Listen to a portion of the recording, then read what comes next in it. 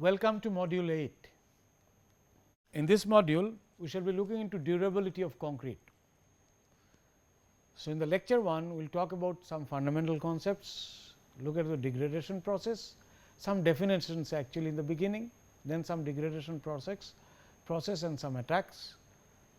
In this one, we will look into particularly we will look into durability and service life definition and degradation process, in which we will look into actually we will look into first of all we will look into sea water attack, sulfate attack,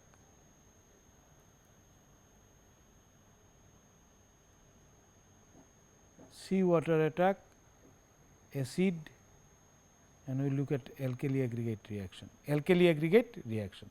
So, the 4 things we will look at sulfate attack, sea water attack, acid attack and alkali aggregate reactivity. So, this is the 4 things we will look into in today's lecture 1. In lecture 1, we will look into this ones. So, what is durability? Well, concrete structure may remain stable and safe against load unless deteriorated by environment. Load carrying capacity is one thing. For example, a person may be able to withstand a lot of load.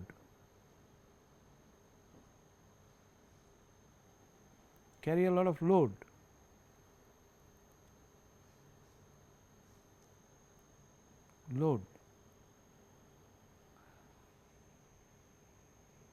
So, that is actually stable against load, but same person may be attacked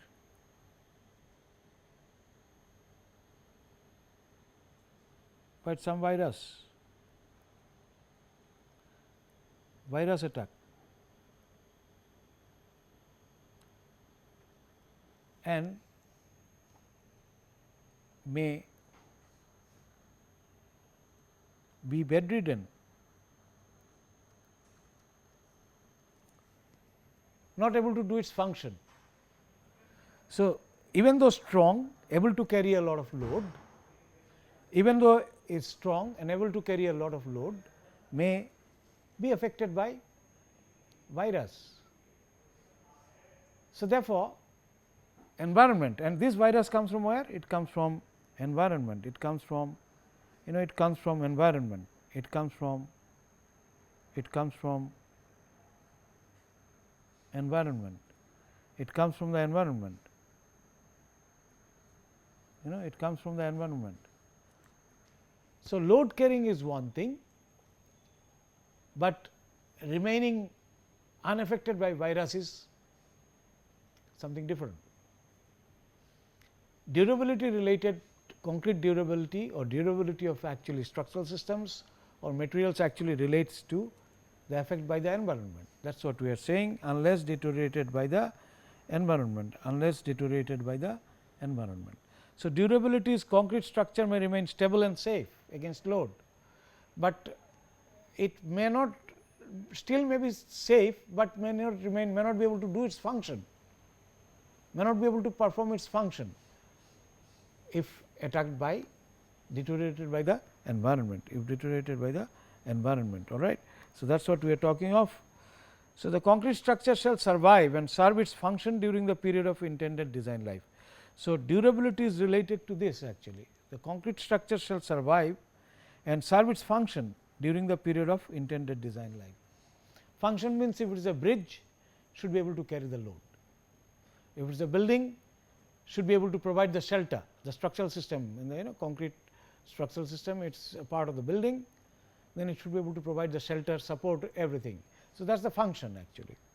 So, it should be able to carry the function, but then you cannot rule out periodic or occasional maintenance and special repair, because this cannot be ruled out, because the environment may affect. So, when there is it is not able to perform its function,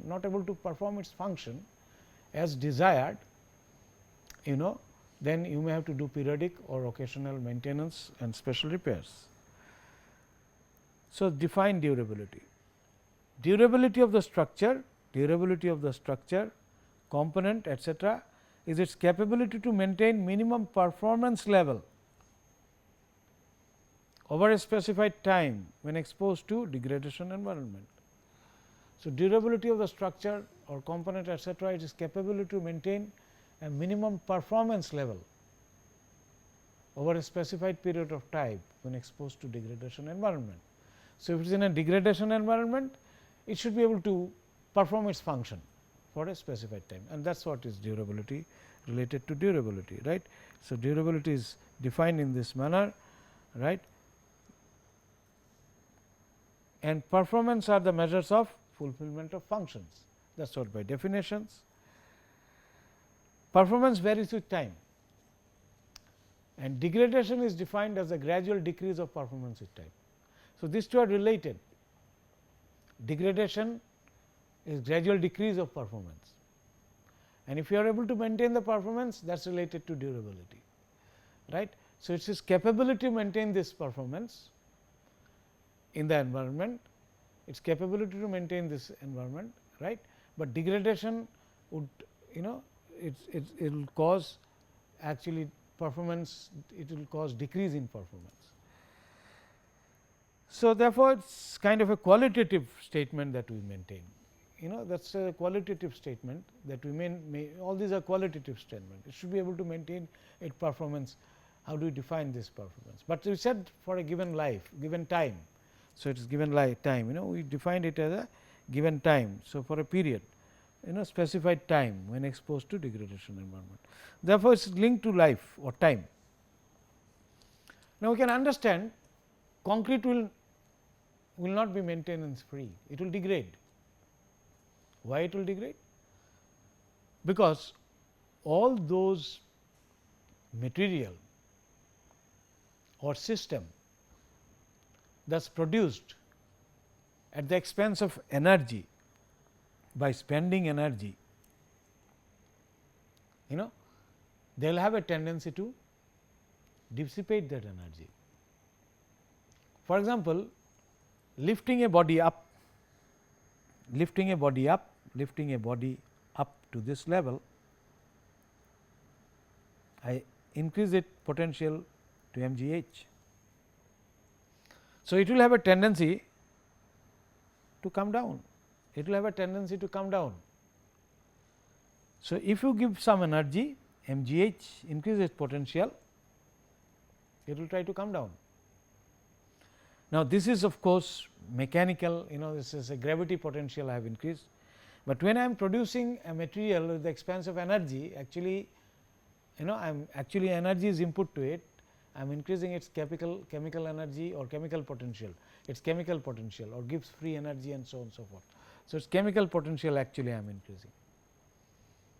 So, when I increase the chemical potential, it will have a tendency to react and dissipate that energy, get involved in an exothermic reaction and dissipate that energy. Now, cement is produced with considerable amount of energy, and therefore, cement reacts with water and dissipates some of this energy, but all the energy is not dissipated, it is not 100% stable material. Had it been stable material, CHS would not have reacted with anything else, and CHS would have been available in nature. The material those you get in the nature, let us say quartz sand, it is available in nature, it has dissipated all its energy and come to a stable state, crystalline stable state, molecules at its perfect minimum potential level. So, whichever material you produce with the expense of energy has a tendency to dissipate this, and therefore, cement concrete is no exception. And therefore, it will not be maintenance free. So, it will have a tendency to react. Concrete will, some component of concrete, particularly cement system, cement hydrate system, that has not dissipated its energy fully, and therefore, it will have a tendency to react. Aggregates actually, if it is fine powder, then like after abrasion, natural process, fine sand, very fine sand, large sizes also has got reduced. So, all the fracture, it has dissipated by fracture all energy possible and come to the finest size. That is actually a stable material. Rocks may not be all the time stable, compared to of course, fine powder of the same material, because it can still break into new surfaces and dissipate some more energy and create new surface, dissipate some fracture energy and create new surfaces. So, aggregates, some of the aggregates, some energy might be locked in aggregates, but not necessarily. It is mainly the cement paste and cement hydrate system that has a tendency to it has a somewhat higher chemical potential, and we would actually tend to dissipate that given a conducive condition. So, cement paste, steel also, and many other material, all materials that we produce with the expense of energy will have a tendency to dissipate. So, therefore, concrete is no exception, and it also degrades with time. It will react and degrades with time. All reaction may not be dangerous, but if the reaction is creating a problem as far as its functional performance is concerned, it is not able to maintain its functional performance, then we will call it degradation. So, functional performance should be reduced. So, you see the degradation, if I kind of plot it along this direction, to start with it is 0 here, and then with time degradation increases, and this somewhere we define a limit up to which beyond which I cannot accept the degradation anymore. That limit is I call as serviceability limit, because it will not, we are talking of elements, not the structure as a whole. Structure as a whole will never deteriorate altogether, very rare cases it would. Mostly part of the structure or one of the elements will actually degrade. Degradation you will see in elements, concrete will degrade in some of the elements only, and when it degrades with the element might reach its serviceability limit. For example, I might define those serviceability limit, which I cannot tolerate, say deflection, large deflection, usually the cracks or spalling. So, when cracks has appeared at certain level, I may say that it is no more acceptable to me, the size of the cracks, and that is my serviceability limit.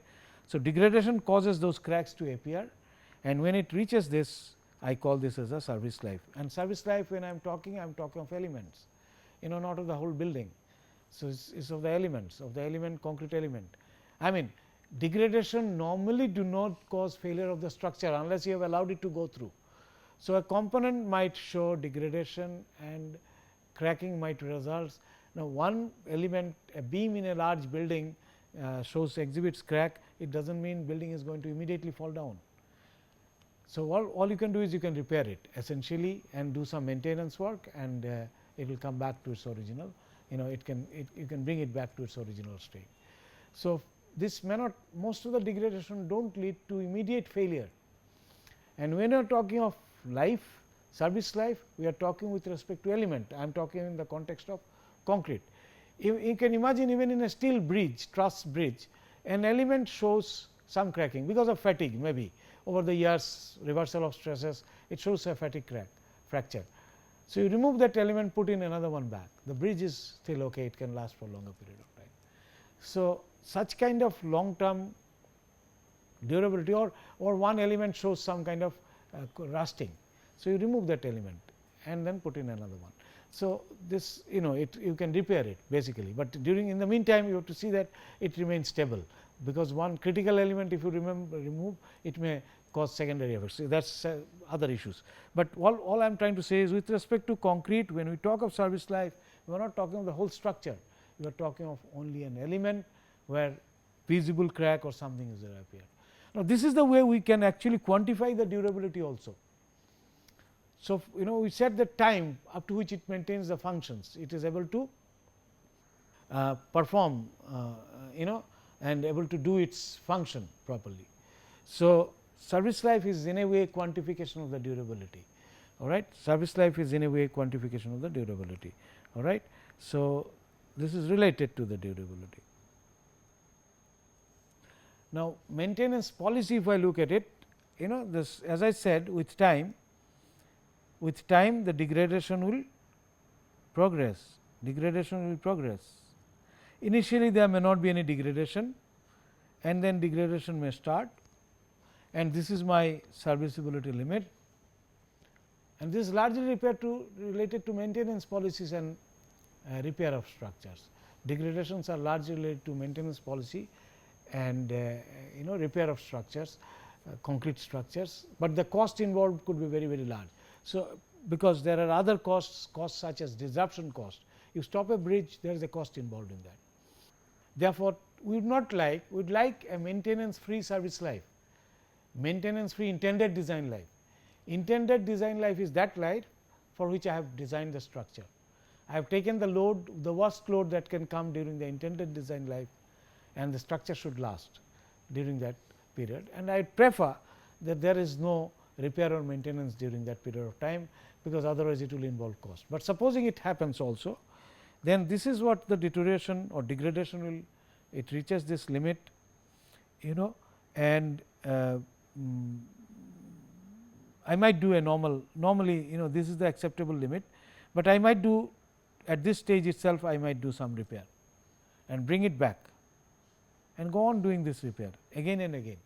This could be one of the strategies, but a better strategy, and this is the intended design life of the structure itself, intended design life of the structure itself.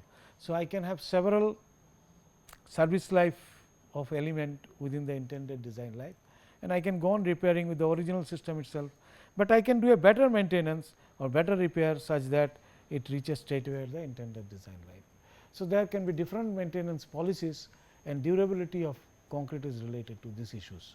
Actually, durability of concrete is related to these issues. All right. So, maintenance policies are related to this.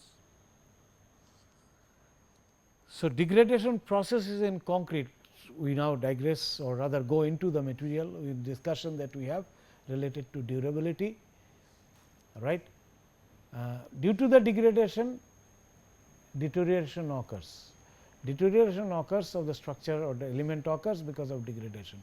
So, it degrades. Degradation is going from functional performance reduces, and therefore, the structure deteriorates. So, deterioration, degradation, this confusion should not be there.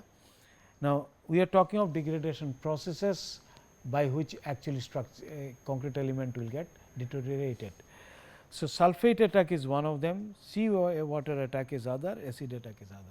Concrete is an alkaline material, or cement paste, cement hydrate is an alkaline material, because calcium hydroxide is produced, calcium silicate hydrates are produced. So, they are generally alkaline in nature, relatively alkaline in nature, and therefore, they do not get attacked by everything. It is relatively stable compared to many other, let us say man-made material, which can so all man-made material do not get attacked by the same mechanism, by the same agents. So, sulfate can attack cement based materials or concrete, sea water can attack the cement based material and concrete, and acid can attack the cement based materials, because it is alkaline. These two, carbonation and chloride ingress, they are not degradation process for concrete per se, but they are problem for reinforced concrete and pre-stressed concrete, because they can cause rebar reinforcement, steel reinforcement corrosion. So, carbonation and chloride ingress leads to rebar corrosion. Other one is alkali aggregate reaction. This is another kind of deterioration, involves aggregate themselves. This involves cement paste, and frost action involves everything, of course, not the reinforcement. So, we look into first this one and then look into this, sometime later on we can look into this one after of course, this discussion, because this is very important. Good lot of structures all over the world are affected by this one, and maximum cost for repair is involved with this particular one. But one thing important, there are many deterioration process, but all involves actually chemical reaction, and this is most often presence of moisture is is absolutely must for most of this reaction to occur. Very rarely dry concrete get affected by anything. So, therefore, it is very important that we keep this out. If you keep this out of the concrete system, then it will not, its durability will be infinite, right. And many cases, of course, ingress of aggressive chemicals from outside takes place. So, some cases you can model them to diffusion processes, because if the process is of diffusion coming it, diffusion will define this somewhat sometime later on. So, if the process, some process can be actually modeled through diffusion. So, but what we got to understand, this is most important, moisture is most important. If we can keep moisture out, all problems are solved. And in some other cases, other aggressive chemicals from outside. It is mostly aggressive chemicals from outside that come and attack the concrete and causes degradation of the material. So, let us look at first the sulfate attack. Sulfates reacts with calcium hydroxide and tricalcium aluminate and forms two compounds, form compounds like ettringite and gypsum. This we have seen earlier, formation of ettringite we have seen earlier when we talked of setting of concrete. Remember, we add a little bit of gypsum, calcium sulfate we add to the cement in order to control the setting process of cement. And C3 has a high affinity for sulfate or gypsum. So, if you have some sulfate, other kind of sulfate, say sodium sulfate is available in the groundwater and your concrete is in contact with the groundwater, or similar other situations where it is in contact with sodium sulfate, it will react with sodium sulfate or potassium sulfate or similar sulfate.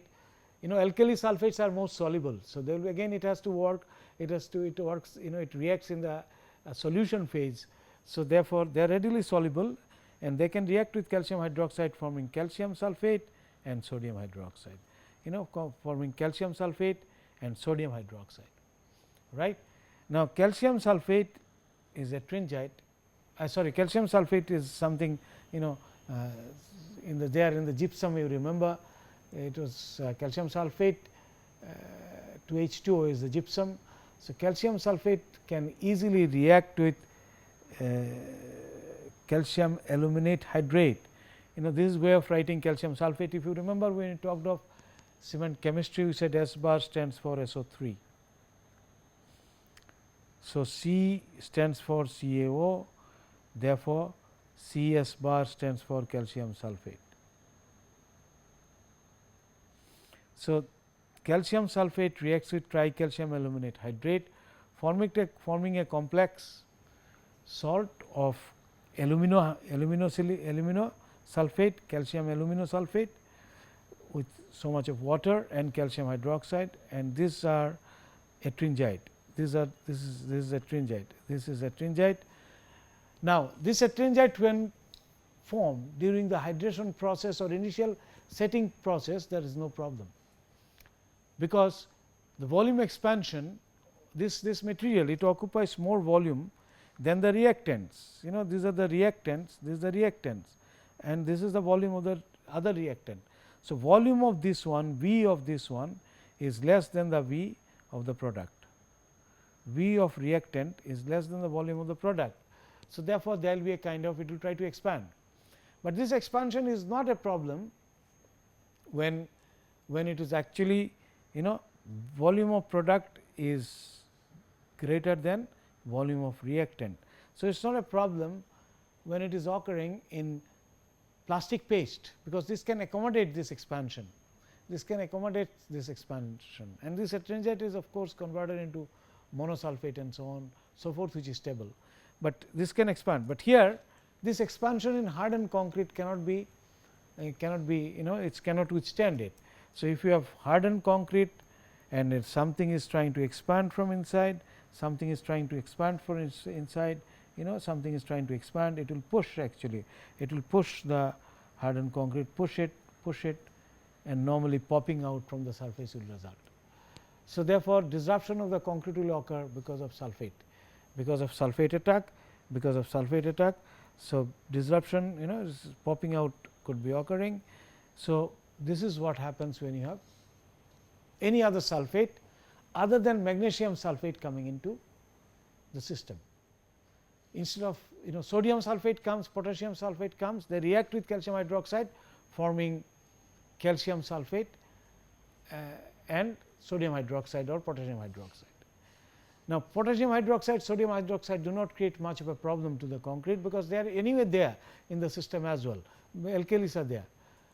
But magnesium sulfate, when it comes, it of course reacts with the calcium hydroxide when it is contact with the concrete, but it forms calcium sulfate, but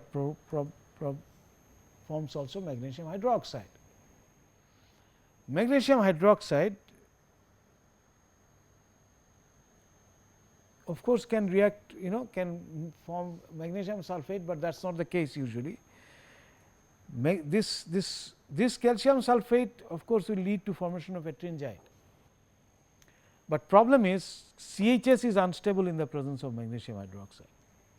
Calcium silicate hydrate is unstable in an environment of magnesium hydroxide, it is quite stable in a calcium hydroxide environment, but in a magnesium hydroxide environment it tends to form this magnesium silicate hydrate.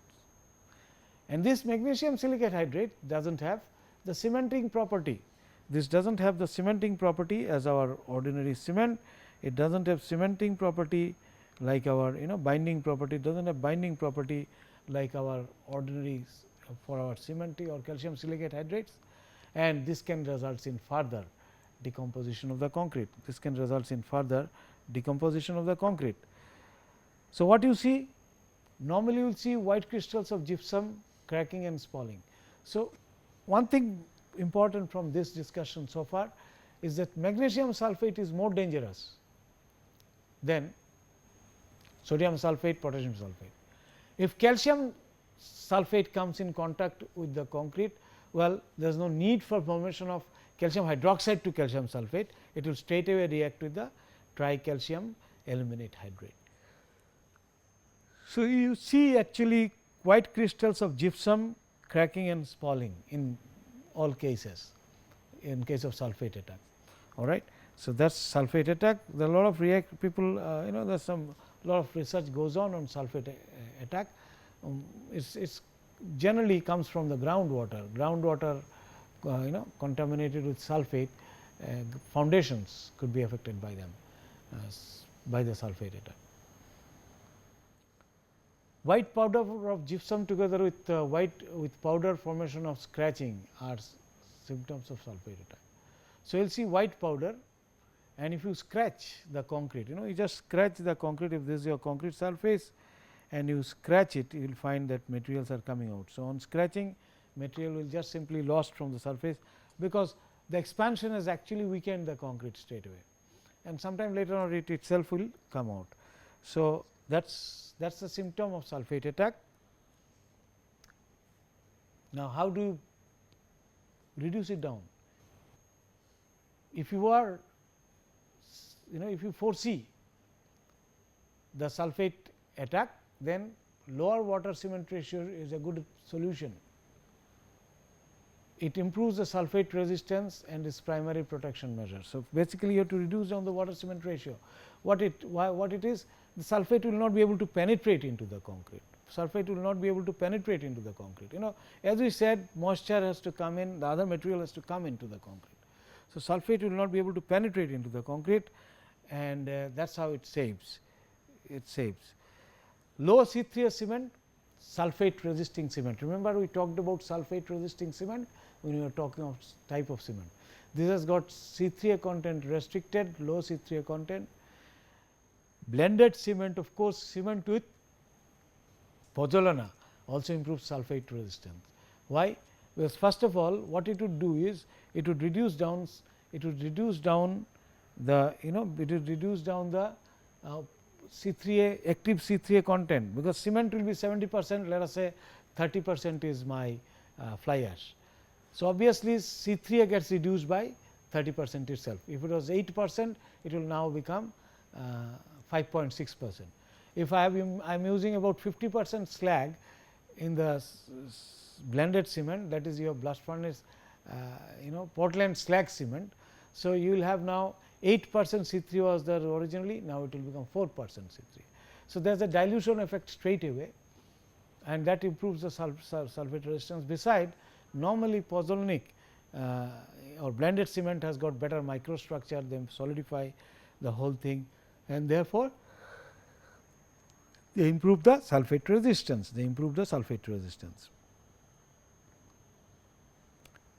So, this sulfate attack and beyond that, of course. So, using sulfate resisting cement, blended cement, low water cement ratio, these are usually the strategies against sulfate attack, provided you can see them. It's there, but in Indian scenario less common than, let us say, reinforcement corrosion. Reinforcement corrosion is one of the major problems. Seawater attack. Well, seawater contains sulfate, and it also contains chloride, sodium chloride. So, seawater contains sulfates, are there, magnesium sulfate, calcium sulfate, they are there, and one difference is that ettringite and gypsums are soluble in chloride solution. So, if you have sodium chloride solution, which is the seawater, the ettringite that would form within the concrete and gypsum, those will form within the concrete, they will get dissolved. So, therefore, there is no scope of actually expansion and cracking. So, the action is slightly different, although you have same sulfate, but the action is different, because now the sodium the chloride solution will dissolve this ettringite, but results in what? Leaching. So, therefore, severe leaching could be there if sulfate attack is prominent. Dissolution of gypsum and ettringite would result in actually very porous concrete. So, if you have very porous concrete, now more water, more seawater can go in. So, crystallization of salt in the pores can occur, and this can cause expansion and cracking. So, some salt pores will become porous, the skeleton will become porous, and therefore, more material can go in, solidify there, and as the crystallization of solid occurs within, this can cause expansion and cracking.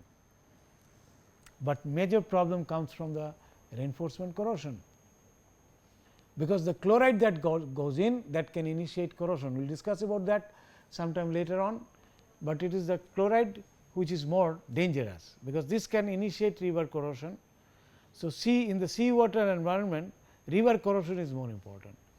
Therefore, one sulfate attack directly may not affect it, may not cause cracking, but it makes it porous, the skeleton becomes porous, and therefore, more chloride can get in and it can initiate the corrosion faster. So, indirectly it will actually helps the reinforcement corrosion. Blended cement performs best in seawater, lower water cement ratio and quality of concrete, of course, is the other method of protection. Now, why blended cement? You see, remember, in seawater you need protection against both chloride as well as sulfate. Now, it has been observed that the penetration of chloride, or the ingress of chloride is not restricted by sulfate resisting cement. Sulfate resisting cement does not perform very well in a chloride environment, because chloride can still penetrate in. In fact, chloride, we will see that chloride binding becomes lower if it is sulfate resistance, because C3A helps in chloride binding, or tricalcium aluminate hydrates, they help in chloride binding the chloride chemically, and sulfate resisting cement. So, if you reduce down the C3A, action of chloride may become more pronounced, while in blast furnace slag cement this effect is not seen. So, it performs very well both against chloride as well as sulfate. So, in seawater, a blast furnace slag cement would perform much better than, of course, the sulfate resisting cement, sulfate resisting cement. So, seawater attack is different. Now, magnesium sulfate also can be present in seawater, and as we told, it attacks the skeleton of the concrete itself. It attacks the skeleton of the concrete itself. So, in seawater situation, magnesium sulfate can be more dangerous. They can attack the CHS, and where more CHS is there, basic structure can still be attacked by magnesium sulfate, magnesium sulfate. So, that is more dangerous, one has to really look into. Now, lot of research are going on, because with the advent of high strength concretes, we are trying to form more CHS in the skeleton, replacing calcium hydroxide as much as possible. And calcium hydroxide of course, is vulnerable, you have sodium sulfate, because it will form calcium sulfate. But CHS more means less calcium hydroxides. So, it is good if the concrete is exposed to sodium sulfate or calcium sulfate, but magnesium sulfate high CHS may not be a solution. So, a lot of research are going on, and it requires possibly more research to look into this issue. So, next we can look into acid attack. Concrete is alkaline, Portland cement environment is alkaline, therefore, it will be attacked by acid. So, acid comes from where? Sulfur dioxide, carbon dioxide and such other fumes, if in presence of moisture, for example, you have H2O plus SO2 will form actually H2SO3. Sulfuric acid which might get oxidized to which might form actually H2SO4, H2SO4 in presence of water, etc., etc. So, it might form H2SO4, which is stable actually. Similarly, carbon dioxide plus water forms H2CO3 by carbonic acid, weak carbonic acid. Now, these acids can react with calcium hydroxide. So, this can react with calcium hydroxide. This can react with calcium hydroxide. So, acids can react with calcium hydroxide, acids can react with calcium hydroxide, right. Acid can react with calcium hydroxide, and this can result in acid can react with calcium hydroxide, and this can result in acid can result in it can result in a reaction of acid can result in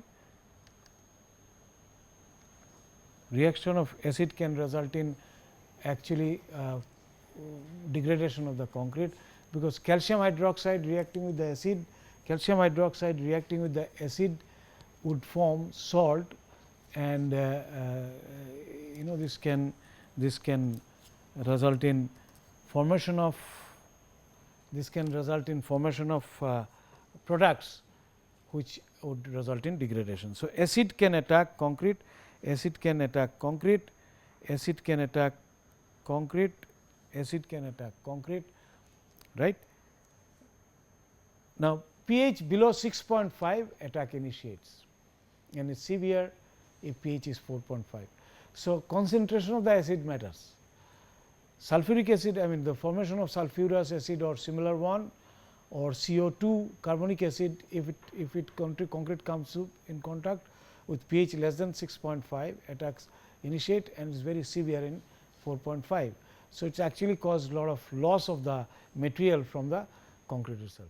Another acid attack would be because of H2O reacting with H2S, which can actually form sulfuric acid, which can again form actually sulfuric acid. So, this is seen in H2O dissolved in moisture films in sewers is oxidized to sulfuric acid. So, H2S, H2O plus oxygen in the atmosphere, it is dissolved film, it can actually result in formation of sulfuric acid. So, sulfuric acid this can result in again a reaction of the similar kind as we have discussed. Now, attack by dissolving and removal of part of the cement hydrates normally leaves weak mass. So, that is what it is. It actually causes kind of leaching.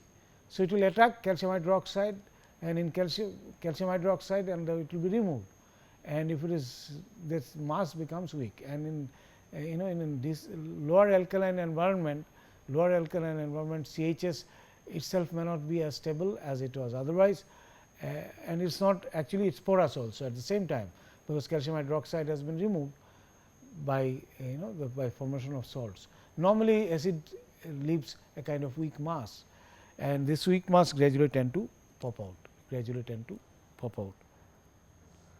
Reduction of calcium hydroxide by treatment with sodium silicate helps in formation of calcium silicate and reduction of calcium hydroxide, because this link is calcium hydroxide, the link is calcium hydroxide.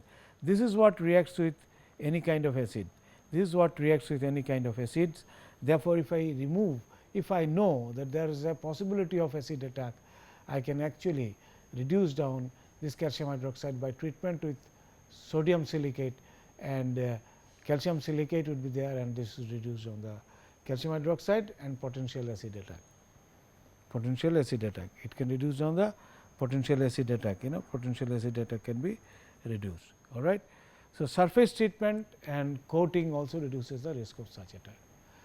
Even water, pure water, 7 pH water, distilled water, they have a tendency to actually leach out, cause leaching from the concrete. So, concrete close to neutral or less than neutral, that is acidic water, has a tendency to actually become more porous, and in the process they can form weak mass.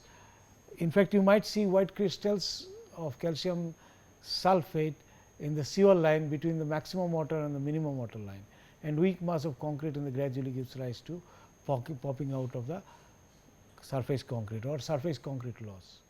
So, coating etc., they reduces the risk of such attack, and blended cement they improve acid resistance, blended cement improves the acid resistance, because low permeability, nothing can penetrate.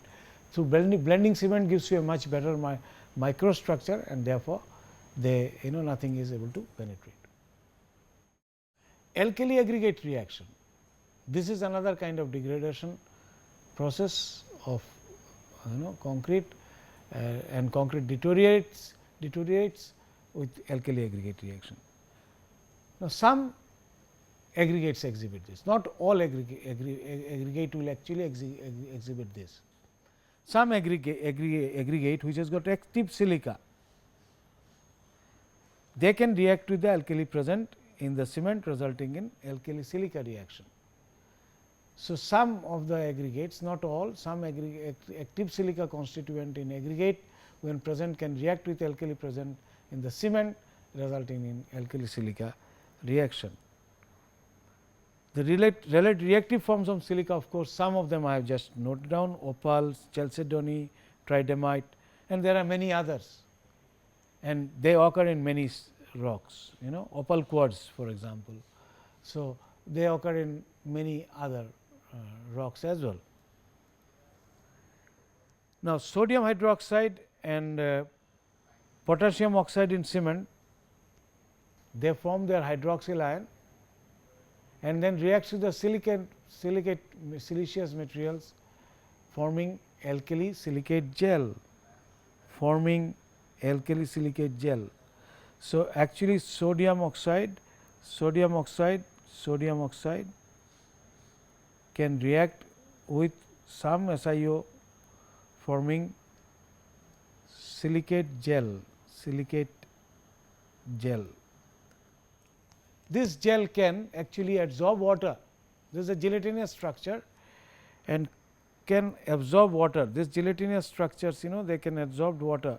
So, water can absorb and then they actually occupy more volume.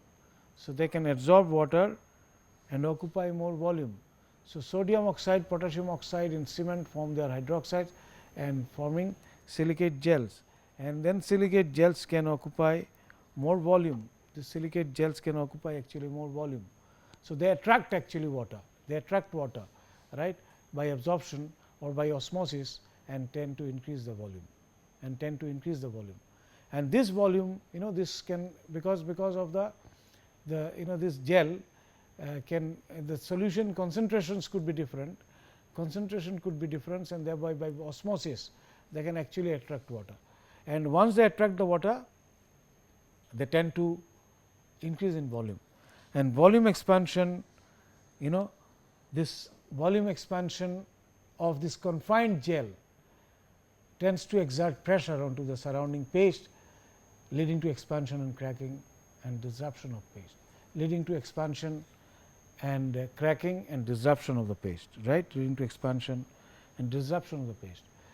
So, expansion is due to hydraulic pressure generated by osmosis and swelling pressure of reaction product both, because reaction swelling pressure or the reaction swelling pressure will come because gel with water, this product will try to expand, but at the same time there will be hydraulic pressure. The material within this, if there is a concentration difference, the tendency of the solute would be to move from higher concentration to lower concentration, and if you apply a pressure at the solvent level at the lower concentration end, you will see that this is not actually occurring. In other words, when there is a concentration difference, there is a pressure, there is a kind of pressure that exists. So, if there is a concentration difference, that causes a kind of pressure, and this pressure is nothing but osmotic pressure, and this kind of pressure that would exist within the gel and outside, and also the swelling pressure of the reaction product, that would have a tendency to cause disruption of the concrete, and that is alkali aggregate reaction. That is alkali aggregate reaction, and this is the kind of reaction you can think of. This is one of the reactions shown: calcium hydroxide reacting with silicic acid forming calcium ion, and this acid plus 2 water, and this is then this two together forming this product and water. So, this product is a gelatinous, has got a gelatinous structure CaH2SiO4.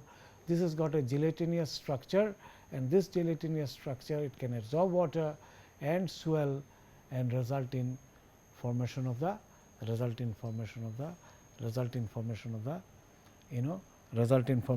gelatinous material and expansion causing cracking. Typically, they might look like this. This is what we call as map cracking. This is what we will call as map cracking. The structures, you can see the cracks all around the places, So, this is called map cracking. Actually, cracks can appear late from larger aggregate particles. So, if it is from the larger aggregate particle, you may not see the crack in first 5-10 years of its service, and they might come much later, and in extreme case it will simply fall up also. So, some of the other examples of alkali aggregate reaction in the structure is something of this kind, something of this kind. Alkali aggregate reaction would be something of this kind. All right.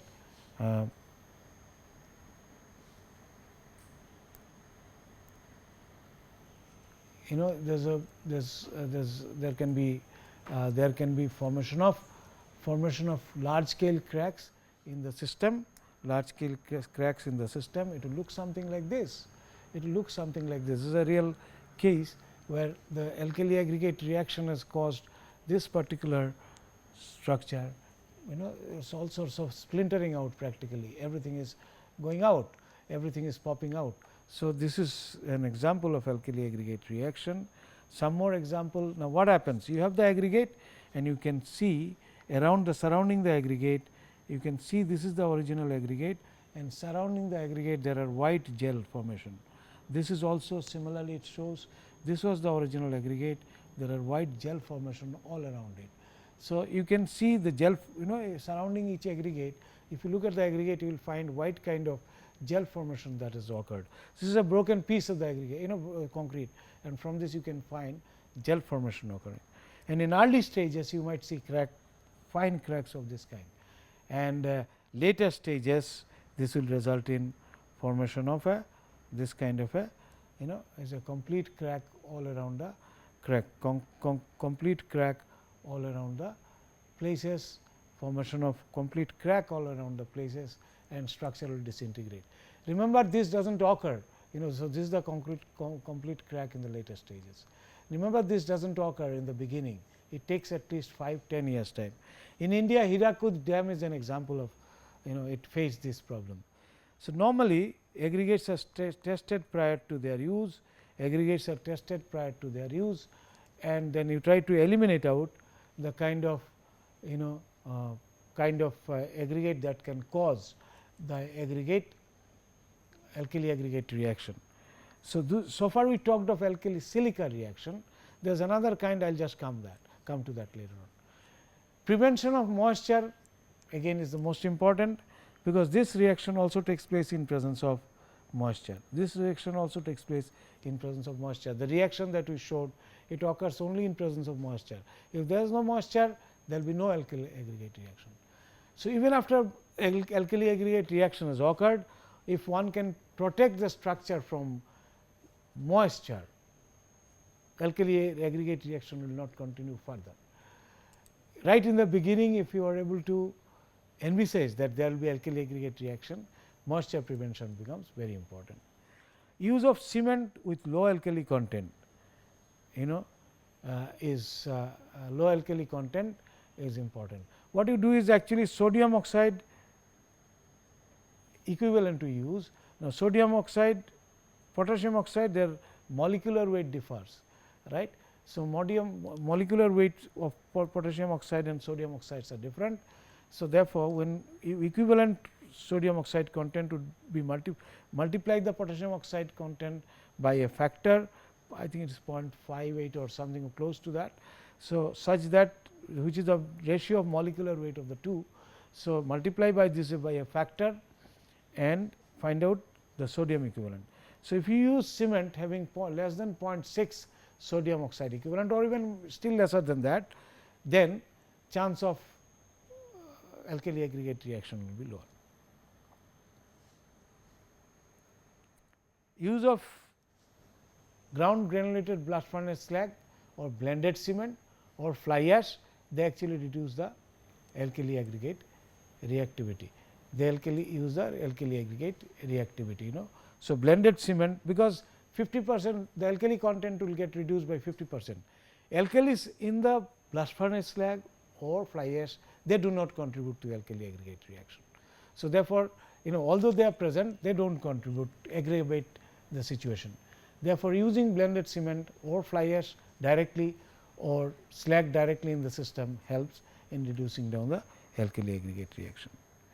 Use of Portland fly ash, as I said, pulverized fuel ash, pulverized fuel ash or fly ash in the blended cement with alkali content of Portland cement not more than 3 kg per meter cube of concrete, they do help. And do not use aggregate potentially prone to AAR. Now, how that is done? So, you do what is called, first you do petrographic examination, that is the geological origin of the aggregates are looked into by geological test, looking under microscope and so on and so forth, identifying the mineralogical composition, X-ray diffraction, etc., find out what is the mineralogical composition. And those minerals which are potentially prone to alkali aggregate reaction, you remove them.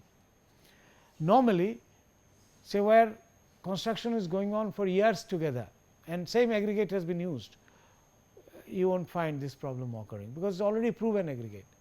But if you are using a new aggregate source, one must do this test. First do those petrographic examination and also do mortar bar test, ASTM mortar bar test, ASTM mortar bar test, mortar bar test to identify whether the aggregate is prone to alkali aggregate reaction. This test, mortar bar test is done, you make powder out of the concrete, powder out of the fine aggregate, aggregate, make powder, make mortar out of it and then test. All right. So, find out the aggregates which are potentially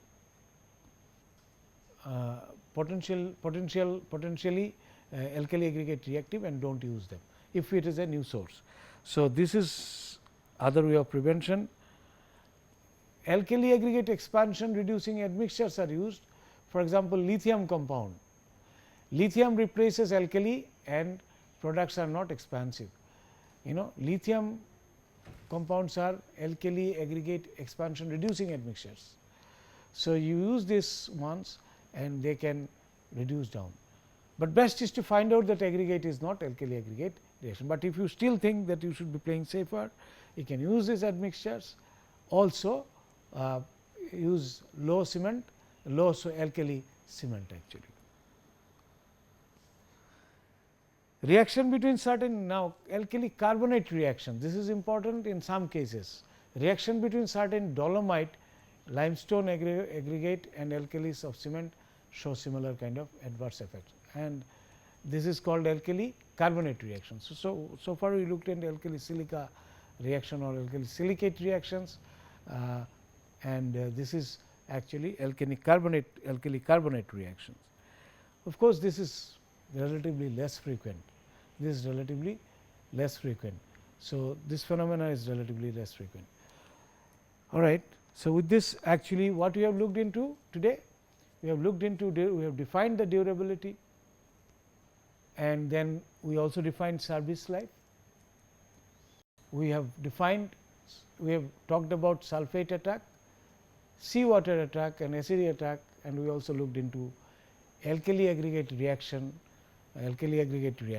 All right, we have looked into alkali aggregate reaction, right, and in all cases we have discussed what causes them,